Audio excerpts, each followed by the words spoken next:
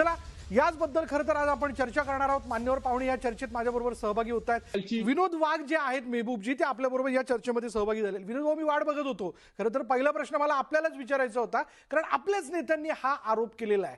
प्रशासनाच्या पारदर्शकतेवरती प्रश्नचिन्ह उपस्थित केलंय. यातनं म्हणजे आतापर्यंत मेहबूब शेख यांनी जे म्हणलेलं आहे या याच्यातनं एक मुद्दा ते पुढे आणतात, ते म्हणजे विशिष्ट जाती वर्गाला, विशिष्ट धर्मीयांना या सगळ्या याच्यातनं टार्गेट केलं जात आहे का, लक्ष केलं जात आहे का या आरोपातनं? आता चुकीचे जे नावं असतील ते वगळण्यात येत असेल तर मला वाटतं यांच्या पोटात दुखायचं काही कारण नाही. आणि आता हे जे उठसूट आरोप करतायत, अहो बीएलओ तर ते काही कोणाही पक्षाचे नसतात, ते शासकीय कर्मचारी आहे आणि शासकीय कर्मचारी काही एकाच विशिष्ट विचाराचे असतात असं काही नाही. आणि तुमचे बीएलए काय करतात ना, बीएलए तुमचे बीएलए तुमचे जे काही पक्षाचे प्रतिनिधी असतात, जे निवडणूक आयोग तुम्हाला नेमण्याची संधी देतो ते तुम्ही का नाही नेमत? अहो जर राष्ट्रवादी काँग्रेसचे 12 का 13% ठिकाणी फक्त नेमले गेले, मग यांना जर या बूथ स्तरावर कार्यकर्ते मिळत नाही, त्यात भारतीय जनता पार्टीची काय चूक आहे? आणि चुकीचे नावं वगळल्याच गेली पाहिजे. आणि हे एसआयआरचं जे काय ते घटनेनं त्या ठिकाणी संविधानाने अधिकार दिला की हे नावं त्या ठिकाणी वगळलं पाहिजे आणि निवडणूक आयोगाची प्रक्रिया आहे. पण आता मेहबूब शेख जे उच्च आरोप करतात की त्यांनी यांच्या पद्धतीचे बीएलओ आणि बीएलओ ऑफिसमध्ये आणून बसवले, असं कोणी बसत नसतं. उलट आम्हाला तर काही वाईट अनुभव येतो. पुण्याला एबीपी माझाने, पुण्याला विनोदराव एबीपी माझाने ग्राउंडवर तुम्ही आम्ही राहतो ना, अहो ग्राउंडवर तुम्ही आम्ही राहतो, आपल्याला माहिती आहे ना. तुमच्याकडे बघितलंय. मला हे सांगा, आता मी बोलत असताना बाबा आमच्या मतदारसंघात देखील तुम्हाला दाखवतो विनोदराव, तुमच्या स्थानिक आमदारांनी त्यांच्या पाकिस्तान बांगलादेश द्यायची का, पाकिस्तानी बांगलादेशीला आतमध्ये येऊ द्यायचं का? अहो किती ठिकाणी नावं सापडले आपल्याला.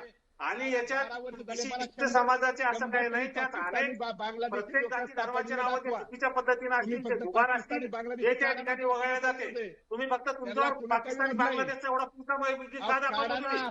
तुम्हाला एवढा पुढचा त्यांचा काय भाव? त्याच्यामध्ये कुठल्याही जाती धर्माचे लोक असो, ते दुबार आहे, ते चुकीच्या पद्धतीने ज्यांची नावं आहे त्यांची नावं त्यात वगळल्या जाणार आहे. आणि तुम्हाला अडचण काय, म्हणजे आतापर्यंत इतक्या वर्ष तुम्ही अशाच पद्धतीचे नावं टाकून त्या ठिकाणी निवडणूक जिंकत आला आणि आता तुमच्या पोटात पोटसून उठतो की ते चुकीचे नावं निघायला नको. अहो दुबार नावं हे प्रत्येक जाती धर्माची असू शकतात, मयत नावं प्रत्येक जाती धर्माची असू शकतात, चुकीचे नावं प्रत्येक जाती धर्माची असू शकतात. ते नावं त्या ठिकाणी निघले पाहिजे. त्यात बाकीचे जे काही मयत नावावर इतर देशातले जे काही बांगलादेशी, पाकिस्तानी सुद्धा घुसखोर त्या ठिकाणी असते. आज ग्रामीण भागात सुद्धा असे नावं सापडले, तुम्हाला पुरावे देतो. माझ्या भागात सापडले, बऱ्याच ठिकाणी सापडले. हे नावं वर्षोनुवर्षे त्यात होते, ते नावं शोधायला अडचण जात होती. आता एसआयआरच्या माध्यमातून ती यादीचं शुद्धीकरण होतंय. ते नाव विनोद भाऊ मुद्दा लक्षात आला. मेहबूब शेखजी होऊन जाऊ दे ना एकदाची काय तपासणी, चौकशी. दूध का दूध पाणी का पाणी होईल ना, कळेल ना आपल्याला. माझं काय म्हणणं आहे, दूध का दूध पाणी का पाणी झालंच पाहिजे. एसआयआर चालत नाही. उद्यातून माणसाला आमच्या घरी आणून आमच्या पद्धतीने शिक्के मारून घ्या. पहिले तुम्ही तेच केलं, आता ते होणार नाही. त्यामुळे तुमचे लाड पुरवले जाणार नाही. आपण विनोद वाघ यांना वेळ देऊयात. मग मला मेहबूब शेख यांच्याकडे पण जायचंय. विनोद भाऊ सांगा, म्हणजे हनुमंत पवार यांनी जे मुद्दे मांडले, म्हणजे घाईघाईत काय काय घडतंय बघा. त्यांनी वारीचा कालावधी जो आहे त्या कालावधीमध्ये सुद्धा एसआयआरची मोहीम जी ती सुरू होती. म्हणजे आता याच्यामध्ये शेतकरी असतील, वेगवेगळ्या वर्गातली लोक असतील, ते देखील घरी नव्हते. बरं, आता त्यांची जर त्यामध्ये नोंदणी एसआयआरच्या याच्यात झाली नाही किंवा त्यांची पडताळणी होऊ शकली नसेल तर ती लोक देखील वगळल्या जाऊ शकतात. बरं, 2 कोटीपेक्षा अधिक लोकांची गणनापत्र जी ती अजून जमा झालेली नाही आहेत. म्हणजे अजून लोकांमध्ये आणखीन चांगल्या पद्धतीने जागृती होणं गरजेचं आहे किंवा त्यांनी स्वतःहून पुढे येणं गरजेचं आहे, जेणेकरून ही जी 2 कोटीपेक्षा अधिकची जी तफावत दिसते ती कमी होईल. यामध्ये जेव्हा 24 तारखेला तुम्ही जसं म्हणताय यादी समोर येईल, तुमचं किंवा माझं कोणाचंही नाव नसू शकेल. म्हणजे असं होऊ शकतं ना आपल्या बरोबर की नाव नाहीये, आणि त्यानंतर पुढे काय, हा देखील मोठा महत्वाचा मुद्दा आहे ना. उत्तर द्या. आमचे मित्र हनुमंत पवार जे बोलले त्यांची एक गोष्ट मी मान्य करतो की काही ठिकाणी बीएलओ कडून ठीक आहे काही अडचणी आम्हाला जाणवतात. आमच्याही बीएलए 2 न त्या ठिकाणी तक्रारी केल्या की बीएलओ जे आहे ते त्यांनी व्यवस्थित काम केलं नाही, काही ठिकाणी अडचणी आल्या. आमच्याही बीएलए 2 आमच्या राजकीय पक्षाचे जे काही प्रतिनिधी आम्ही नेमले होते त्यांच्याकडून आमच्याकडे काही तक्रारी आल्या. या बाबतीत मी त्यांच्याशी सहमत आहे. ज्यावेळेस अशा गोष्टीच्या तक्रारी आल्या त्यावेळेस आपले जे काही राजकीय पक्षाचे प्रतिनिधी असतात त्यांनी त्याबाबत तक्रारी केल्या पाहिजे.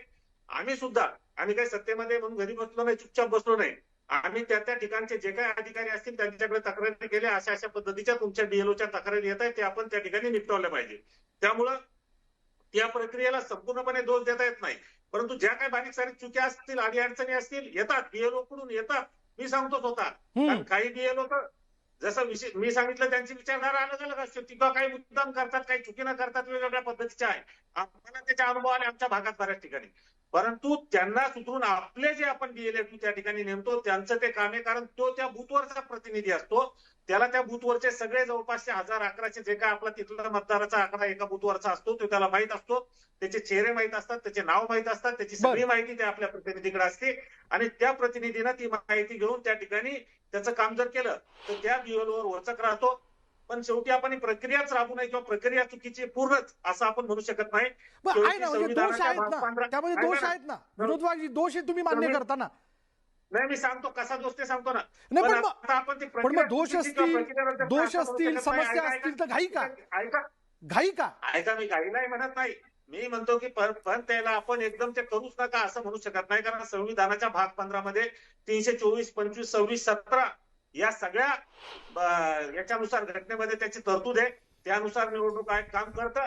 पण जिथं कुठं चुकीचं होत असेल तिथं आपल्या बीएलए पूर्ण त्या ठिकाणी लक्ष दिलं पाहिजे. चुकीचं होईल तिथं टोकलं पाहिजे. आणि दुर्दैवानं आज हनुमंतजी पवार या ठिकाणी आहे, त्यांनाही मान्य असेल की आज काँग्रेस बऱ्याच ठिकाणी बीएलए नेमले नाही. त्यामुळे आपण ते नेमले गेले पाहिजे. आमची इच्छा आहे की प्रत्येक राजकीय पक्षानं त्या ठिकाणी त्यांचे प्रतिनिधी नेमावं, कारण ही जी मतदान यादीची छाननी आहे ती पारदर्शक व्हावी, याचं शुद्धीकरण पारदर्शक व्हावं. आमचं म्हणणं नाही की ती एकतर्फी व्हावी कशी होईल, आणि असं कोणी करणार नाही, कोणी करूही देत नाही आणि करणारही नाही. परंतु आपण आपले जे काही त्या बूथ स्तरावरचे प्रतिनिधी आहे त्या ठिकाणी पूर्णपणे 100% नेमले पाहिजे. आज आम्ही तुम्हाला सांगतो, हे आरोप करत असताना विशालजी, आम्ही आज 8-8 दिवसाला आमच्या डीएलएफच्या बैठका घेतो, आमच्या बूथ प्रमुखाच्या बैठका घेतो, त्यांच्याकडून आढावा घेतो. आम्ही काही शासकीय अधिकाऱ्याला थोडी सांगतो, आम्ही आमच्या पद्धतीने आढावा घेतो. त्या ठिकाणी एक ना एक यादी छानतो. आता आमच्याकडे जबाबदाऱ्या दिल्या जातात, अनेक जिल्हे वाटून दिले जातात, अनेक मतदारसंघ वाटून दिले जातात. त्या मतदारसंघावाईज आम्ही जातो, त्या ठिकाणी बैठका घेतो आणि कशा पद्धतीनं काम होतं त्याच्यावर आम्ही लक्ष ठेवतो. आणि त्यात जर काही चुकीचं आढळलं तर आम्ही त्याच्यावर आक्षेप घेतो. बरोबर, त्यांची मागणी आहे की मोहिमेसाठी वेळ वाढवून द्यावा. विनोदजी, आपण आता मेहबूब शेख यांना संधी देऊयात. पण ते किती सापडलेत का तुम्हाला 12 वर्षात?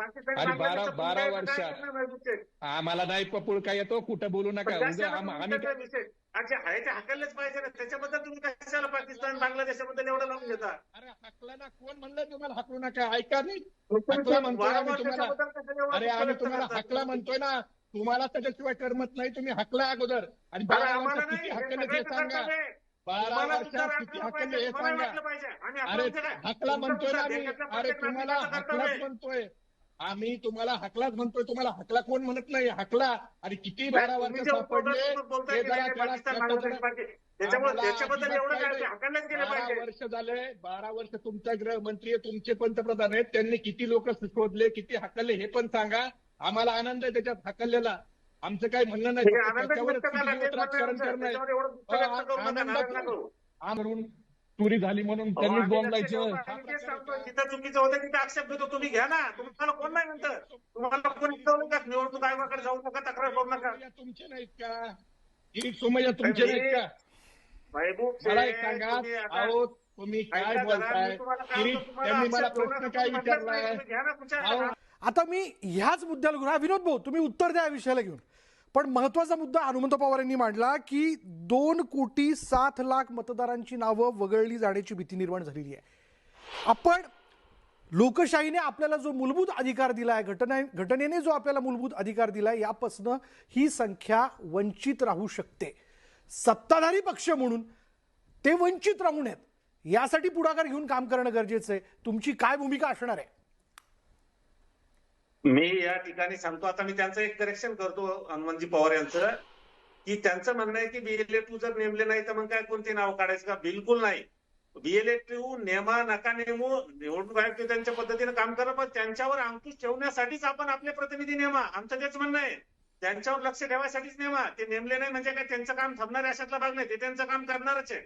पण जर त्यांचं दुखत असेल तर आपला प्रतिनिधी त्या ठिकाणी असला की आपला प्रतिनिधी सांगू शकतो हा माझ्या बूथवरचा बूथवरचे लोक आपण सगळे हनुमानजी पण गाव खेड्यात राहते, मी पण राहतो. आम्हाला सगळे हनुमानजी ज्या भागात राहते, ज्या बूथवर राहते, त्यांना त्यांचे जवळपास सगळे मतदार ओळखीचे असतील. त्यांनी सांगावं मलाही माझ्या ओळखीचे ज्या बूथवर मी राहतो.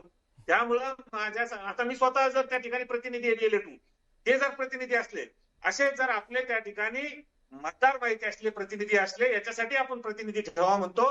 माहिती असली तर त्याच्याद्वारे आपल्याला कळतं की हा माणूस कुठं स्थलांतरित झाला किंवा तो मयत झाला किंवा काय झालं हे आपण त्या ठिकाणी त्या बीएलओच्या निर्देशनास आणून देऊ शकतो. त्याच्यासाठी हे प्रतिनिधी असणं गरजेचं आहे. ते नसले म्हणजे काय त्या ठिकाणी नाव वगळायचा अशातला भाग होत नाही की ते असणं गरजेचंच काय आहे, तर फक्त चुकीचं होऊ नये म्हणून गरजेचं आहे, हे तुम्हाला मी सांगतो. आणि त्यासाठी प्रत्येक राजकीय पक्षाने त्या ठिकाणी ते नेमले पाहिजे. आपल्या पारदर्शकतेसाठी, लोकशाहीच्या याच्यासाठी, हितासाठी ते प्रत्येकाचा प्रतिनिधी त्या ठिकाणी असावा, हा प्रांजळ उद्देश त्या ठिकाणी आपला आहे. निवडणूक आयोग पण चुकत असेल तर त्याच्यावर सुद्धा आपण बोट ठेवलं पाहिजे. त्याच्यासाठी आपला स्थानिक प्रतिनिधी म्हणून त्या ठिकाणी बीएलओ असला पाहिजे, हेच आमचं त्या ठिकाणी म्हणणं आहे. विनोदजी, मला थोडक्यात जाता जाता हनुमानजी, माझ्याकडचा वेळ संपलेला आहे, पण थोडक्यात आपण सत्ताधारी पक्ष म्हणून त्यांना विचारूयात ना. 2 कोटी पेक्षा अधिक म्हणजे 2,07,00,000 बरोबर ना, हे मतदार जर बाजूला राहिले याची चिंता तुम्हाला वाटत नाही? आपण त्यांचा अधिकार हिरावून घेत नाही असं तुम्हाला वाटत नाही? मुद्दा तोच आहे ना, मुद्दा यावरतीच येऊन पडतो. किरीट सोमय्यांचा आरोप ठीक आहे, एका बाजूला ठेवूयात आपण, पण वेळ थोडा वाढून दिला पाहिजे असं नाही वाटत? सत्ताधारी पक्ष म्हणून तुम्ही मागणी करू शकता. मी हे म्हणतो, पहिले ते एक सांगतो की वेळ वाढून द्यायला आमचे काही म्हणणं नाही, ते निवडणूक आयोग ठरवलं. आमचं म्हणणं आम्हाला काही अडचण आहे का वेळ वाढून दिला काय नाही, आमचं वाढून दिला तर आणखीन चांगलं. आम्ही अजून राहिलं काय 1-2% आमचं काम राहिलं असेल ते आमचं पूर्ण होईल. आमचं ते म्हणणंच नाही. निवडणूक आयोगाकडे मागणी करणं, निवडणूक आयोगानं काय करायचं निवडणूक आयोग निर्णय घेईल. परंतु आमचे मित्र महबूब शेख जे म्हणतायत ते, त्यांना बहुतेक आता त्या प्रक्रियेची सगळी माहिती आहे का नाही मला माहित नाही. आता हनुमानजी पवार आहे, त्यांना बहुतेक त्याच्याबद्दल सगळी प्रक्रिया माहित असेल. मला असं वाटतं की त्या ठिकाणी एवढं सोपं पण नाही की कोणाचं नाव पटकन काढून टाकायचं, पटकन टाकायचं, त्याच्यावर खूप प्रक्रिया हनुमानजींना ते माहिती आहे सगळं. एवढं सोपं नाही तुम्हाला वाटतं तेवढं. जेवढं पहिलं वाटतं की पटकन नाव काढायचं हेच उत्तर विनोदजी तुम्ही 24 तारखेला देणार का? हेच उत्तर तुम्ही 24 तारखेला देणार का, जेव्हा यादी समोर येईल? नाही, त्या ठिकाणी सगळी 10 वेळेस त्याची खातरजमा होते, त्याच्यानंतर चाचपणी होते, त्याच्यानंतर नाव काढण्याची प्रक्रिया सुद्धा एवढी काही सोपी नाही. जर त्या मुद्द्यावर जरी आपण म्हणलो आणि 24 तारखेला यादी आणि बहुतांशी लोकांची नावं नसली तर मग काय? विशालजी एक सेकंड क्लिअर करतो. अहो या एसआयआरच्या प्रक्रियेमुळे आमच्याकडे एक मलकापूर गोदडला नावाचं बुलढाणा जिल्ह्यातला एक तालुका आहे, तिथे एक लहानपणी हरवलेला मुलगा ज्याचं आज लग्न झालं त्याला मुलं झाले, तो सापडला, तो कुठतरी पुण्याजवळचं त्याचं गाव निघलं. म्हणजे एवढा त्याचा शोध घेतला जातो. अशा पद्धतीची ती कामं त्या ठिकाणी होती. परंतु तरी सुद्धा त्यात जर काही शंका येत असेल तर त्या आपण प्रत्येकानं मांडल्या पाहिजे. तो लोकशाहीत तुम्हाला अधिकार आहे, त्या पारदर्शकपणे झाला पाहिजे. लक्षात आला. माझ्याकडचा वेळ संपलेला आहे. आपल्या तिघांचे खूप खूप धन्यवाद. आपण या चर्चेमध्ये सहभागी झालात आणि या सगळ्या प्रक्रियेला घेऊन आपापली मतं आपण मांडली.